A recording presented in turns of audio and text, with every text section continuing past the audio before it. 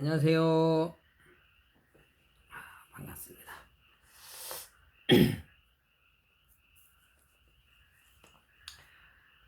어려서부터요.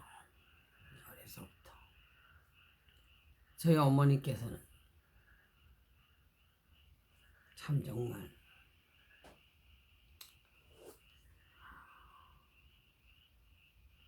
당신의 남편은 평생을 술독에 빠져 사시고요. 저희 아버님이 평생을 담배를 피우시고 술독에 빠졌다 나와야 되는데 계속 평생을 술과 더불어 살으시는데요. 72세에 세상을 떠났어요. 세상 살기 싫다고요. 제가 국민학교 5학년 때인가 굉장히 저희 아버님한테 간청을 드렸어요. 아버님, 담배가 건강에 나빠요. 옛날에 단칸방에서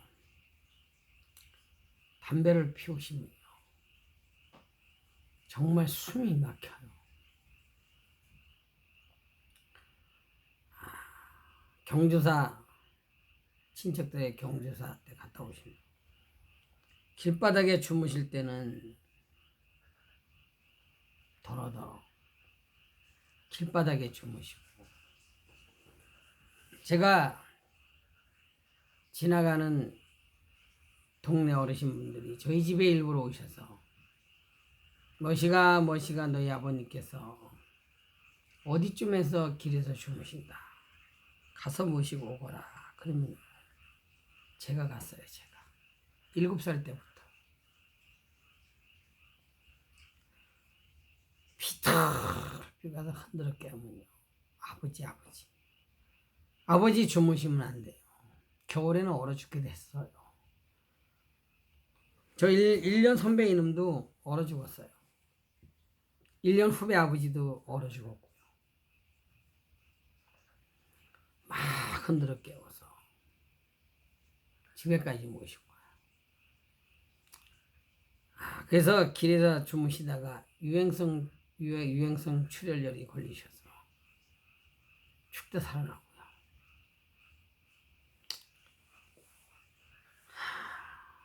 참 기가 막힌 일들이 너무 많이 있었어요. 저녁 때 해가 중턱에 있을 때부터 주무시면, 어렸을 땐 뭐 시계가 없다 보니까 몇 시인지 모르지만 주무시다가 이제 소변이 말이 일어나셔서 나갔다 들어갔다가 쿨러덕 되면서 계속 참 정말 괴로웠어요. 겨울에는 문창호지 한 장으로다가 바람만 막아줄 수 있는, 얼마나 추웠는지 몰라요. 옛날에는 먹을 것도 없어서 추웠고 날씨가 너무 추워서도 이제 정말 추웠었는데, 그러면서 나갔다 들어오셔가지고 잠이 안 오니까 아름묵해서 담배를 꽈대요. 맨 아름묵해. 저희 아버님이 주무시고 그 다음에 어머님이 주무시고, 제가 막내다 보니까 저희 어머니 똥궁대 붙어서 제가 자고, 정말 고통스러웠어요. 그러다 제가 대략 한 국민학교 5학년쯤 된 것 같은데요, 어느 날 제가 화를 냈어요. 아버지, 담배 냄새 나요. 나가서 피우세요.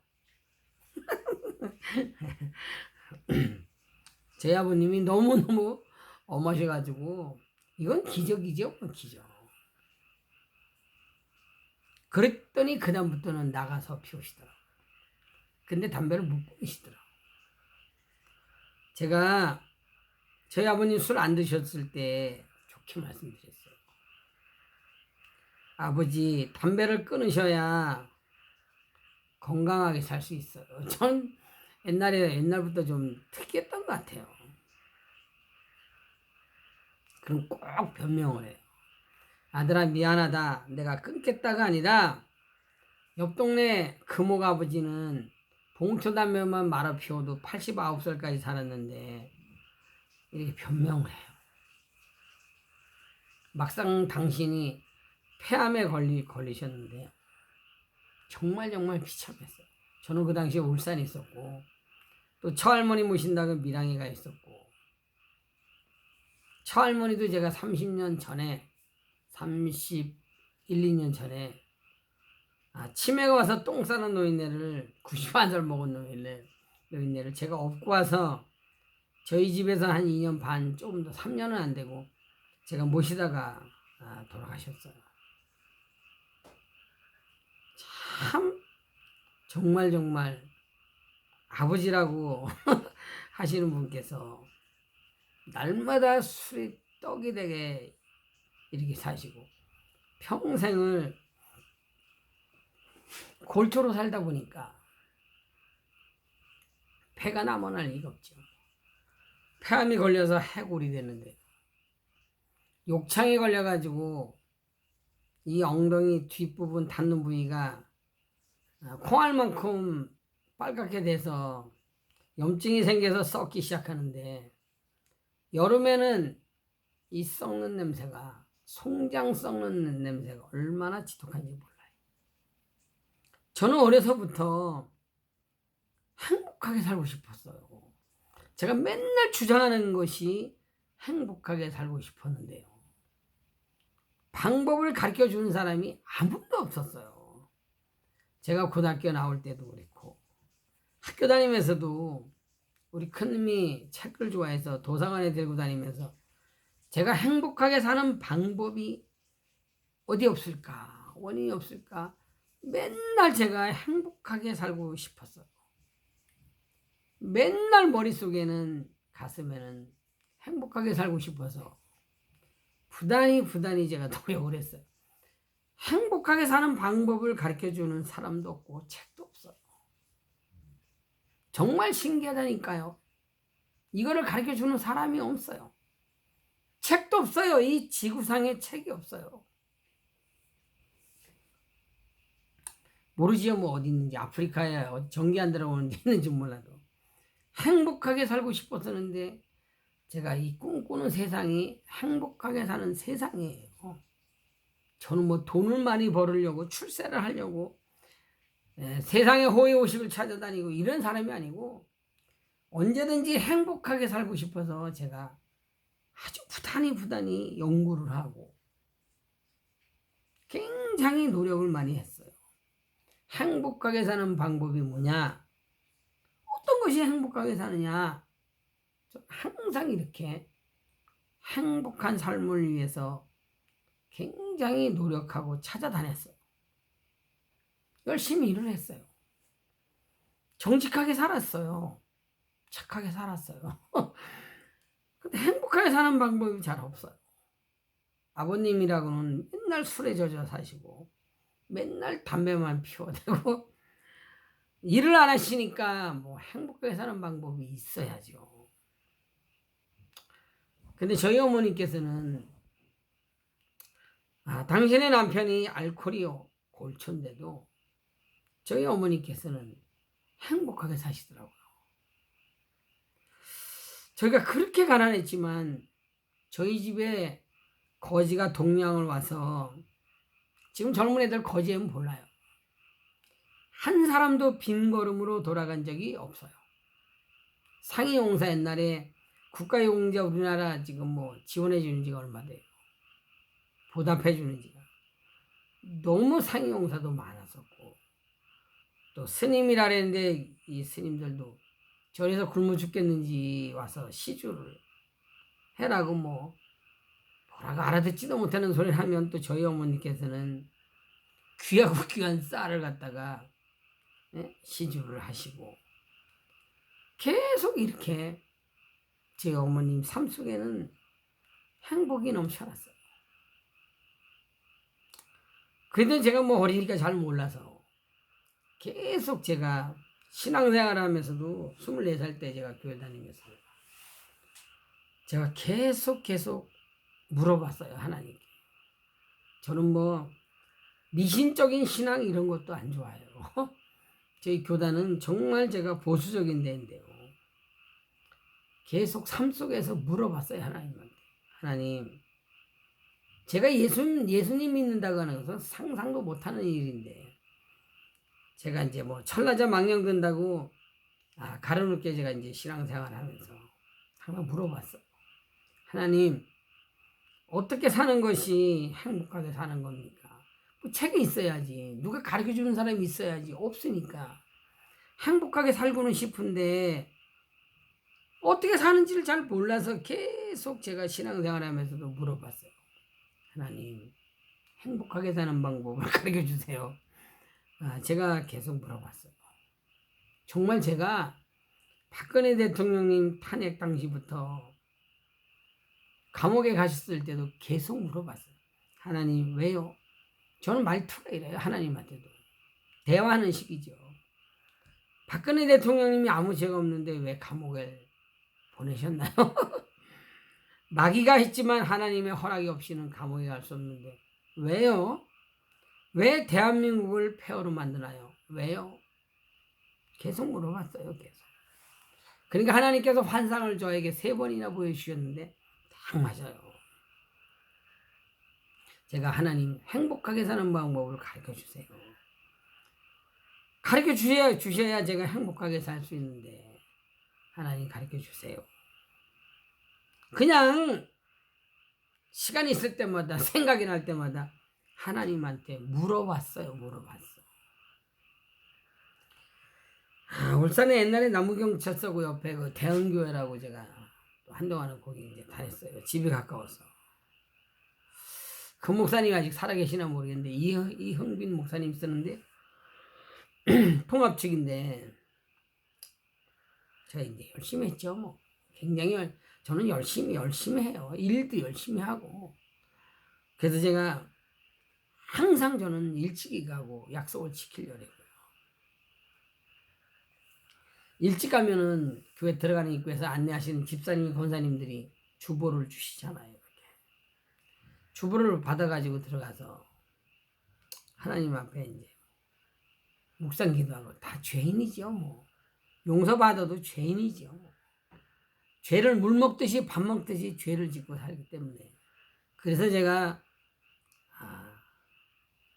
일찍이 갔으니까 시간이 한참 있어서 그날 배울 성경 요절이 나와 있으니까 주제가 나와 있으니까 성경을 찾고 제가 이제 또 기도했어요. 하나님, 맨날 제가 기도 제목이 이거예요. 하나님, 어떻게 살아야 행복하게 살 수 있습니까? 라고 이렇게 그냥 정말 친근한 부자처럼 부녀처럼 모녀처럼 그래서 제가 이렇게 기도를 하는데 정말 이 하늘에서 우레와 같은 벼락치는 소리 같은 게 저만 들렸죠. 저만. 이런 소리가 들리는 거예요. 음성으로. 행복하게 사는 것은 이것이란다 그러면서 말씀을 하시는 거예요. 음성을 들었어요. 제가. 하나님의 음성을. 하나님께 사랑받고 간섭받는 것이란다. 제가 깜짝 놀랐어요. 그냥 신앙생활만 했지 하나님께 사랑받고 간섭받는 것이란다. 정말 깜짝 놀랐다니까요. 두 번째는 부모님께 사랑받고 간섭받는 것이란다. 정말 맞아도 너무 정확하게 맞아요. 세 번째는 아내들은 남편한테 사랑받고 간섭받는 것이란다. 이렇게 말씀을 해주시는 거예요. 제가 저한테만 들리는 깜짝 놀랐어요. 깜짝 놀랐어. 제가 그래서 아멘 그랬어요. 이 맞습니다. 제가 비로소 행복하게 사는 삶이란 이런 것이라는 것을 제가 그때 딱 깨달은 거예요. 제 삶을 돌아보니까 이거하고 딱 맞아요. 제가 예수님을 믿기 전에는 하나님을 모르니까 제가 부모님께 사랑받고 간섭을 받았어요. 저희 어머니께서는 밥상머리 예절 교육을 통해서 정말 기초를 저에게 말씀해 주셨어요. 동네 노인분들을 보게 되면 10번이고 100번이고 1000번이고 공손하게 인사를 하거라. 학교에 가면 막내야 선생님 말씀을 잘 듣고 가. 이거 기초거든요, 기초. 저에게 기초를 가르쳐 주셨어요. 밥 먹는 때 이사장 이놈들이 있고 승인 아빠들이고, 승인 아빠는 16년을 제가 데리고 있는데 안 고쳐져. 이사장은 8년인데 고쳐졌다가 또 한 번씩 그리고, 도대체가 왜 이랬는지를 모르겠어요. 왜 이랬는지를. 정말 하나님께 사랑받고 간섭받는 것이란다 이런 말씀하실 때 깜짝 놀랐어요. 예, 맞습니다. 우리 육신의 눈으로 하나님을 볼 수 없지만 하나님 말씀을 통해서 하나님께 사랑받는 방법을 제가 터득을 했어요. 깨달았다니까요. 저는 정말 부모님께 사랑받는 것을 제가 깨달았다니잖아요. 한 번도 부모님이 시키실 때 아니오라고 한 적이 없어요. 한 번도 이해해놓고 미룬 적이 없어요. 너무 행복했어요. 부모님 말씀 듣는 것이 너무너무 행복했어요. 부모님이 말씀하실 때 말 대꾸 한 적이 없어요. 바로 이것이구나. 제가 이 행복하게 사는 것은 제가 정말 아버님한테도 뭐 제가 떠받고 그런 건 없지만 담배 피우지 말라고 방에서 피우지 말라 그랬지요. 정말 제가 정말 이 세상에서 가장 훌륭하신 어머님을 통해서 이 하나님의 사랑을 제가 공급받았구나. 너무너무 감사하구나. 너무 감사하구나. 기초 질서를 통해서 지금도 제가 이 세상을 살아가면서 모든 사람에게 제가 말씀으로 권면하고 옳은 길로 인도할 수 있는 이런 사람으로 저를 키워주신 우리 어머니께서 너무너무 감사하구나. 그래서 제가 행복하게 사는 가정이 어떤 가정인지 알아요. 저는 하나님의 사랑을 너무너무 많이 받았어요. 그리고 부모님 사랑, 특히 어머님의 사랑을 너무 많이 받았어요. 그래도 이른 새벽에 일어나서 밥을 하고 반찬을 해서 이 아이들에게 제가 공급해줘요.